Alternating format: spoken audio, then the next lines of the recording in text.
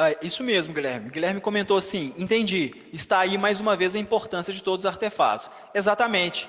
Então, aquilo que está escrito, lembra que eu falei lá atrás, né?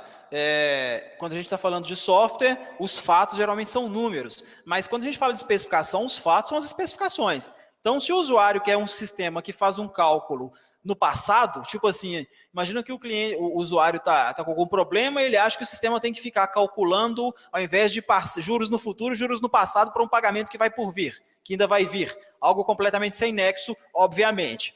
Mas se ele quer isso, bom, tá bom, especifica isso e formaliza que ele está aprovando aquilo. Depois, ele não vai poder falar que o problema foi outra pessoa que definiu daquele jeito. Logicamente, se ele não quiser assumir, aí é outra história. Aí tem que escalar o problema e passar para quem está mais alto na hierarquia para poder achar um meio termo. Mas sim, quando a gente tem os artefatos, a gente diminui esse problema. Porque o próprio analista de requisitos, ele fica seguro de que ele fez o máximo que ele pôde, ele fez o melhor. Mas onde ele não tem autonomia, ele tem que documentar isso para que ele não possa assumir responsabilidade posteriormente e passar a responsabilidade a quem de fato precisa ter, que nesse contexto é o usuário. Mas quando é no boca a boca, né, é aquele ponto que a gente está discutindo. O desenvolvedor atende o telefone e o cliente fala, faz desse jeito. O desenvolvedor desliga o telefone e codifica. Amanhã o desenvolvedor não pode chorar. E todo dia tem desenvolvedor chorando de raiva. Porque o usuário pediu A, depois falou que pediu B, depois implementou C, e aí perde-se o controle e os códigos vão ficando marretados e os sistemas vão produzindo bug igual gremlins. Então, assim, não tem milagre. Se você não pensa um projeto como um projeto, se você pensa uma casa apenas como tijolo e cimento e telha, obviamente que essa casa vai ter menos qualidade do que uma casa que foi pensada, planejada, que teve sua planta desenhada, seu cálculo estrutural adequadamente realizado. Então, quando a gente fala, eu acredito que codificar funciona. Me conta um caso em que isso funciona.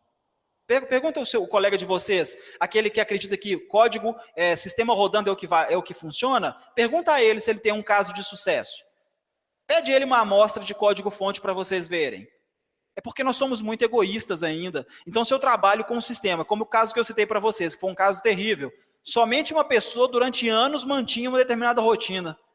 Puxa, por quê?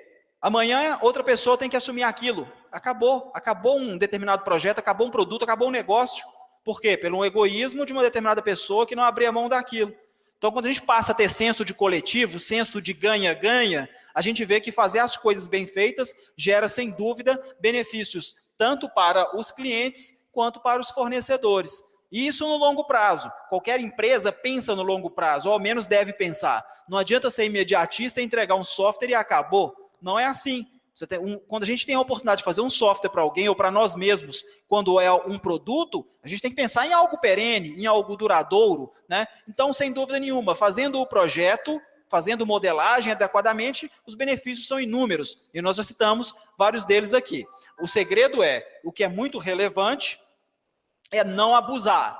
Não é ficar documentando cada significado de cada artigo, de cada pronome do português que vai entrar na especificação. Tem que ter bom senso. Então, por exemplo, existem várias empresas que eu já trabalhei em que a gente não fazia nada de especificação de CRUD, de tela de cadastro básico, porque não demandava. Era código de descrição. Então, apenas fazia um esboço da tela e passava. Ou, às vezes, nem isso, quando tinha framework. Relatório, por exemplo. Muitos relatórios, às vezes, colocava-se apenas um rascunho do relatório e uma especificação de quais seriam as queries que aquele relatório deveria gerar. Ou, quando o relatório era mais detalhado, quais as regras de negócio, e coisas desse tipo. É ter o bom senso, é especificar aquilo que é relevante, manter isso no dia a dia, vivo, para que não caia em desuso, e colher os louros desse tipo de empreitada mais à frente.